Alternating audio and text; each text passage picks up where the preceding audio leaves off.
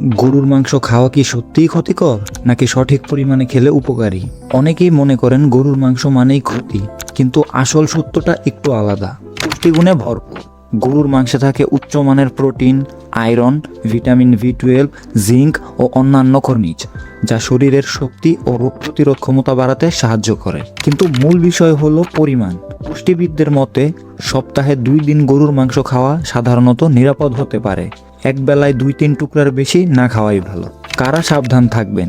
Diabetes, হার্টের সমস্যা, উচ্চ রক্তচাপ বা কিডনি রোগ থাকলে অবশ্যই চিকিৎসকের পরামর্শ জরুরি। রান্নার কৌশল গুরুত্বপূর্ণ।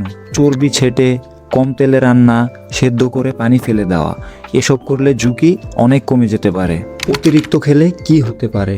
বেশি খেলে কোলেস্টেরল, হার্টের সমস্যা, এমনকি ডায়াবেটিসের ঝুঁকিও বাড়তে পারে। আপনি সপ্তাহে কয়দিন গরুর মাংস খান? কমেন্টে জানান। আর এমন স্বাস্থ্য তথ্য পেতে আমাদের ফলো করুন। ধন্যবাদ।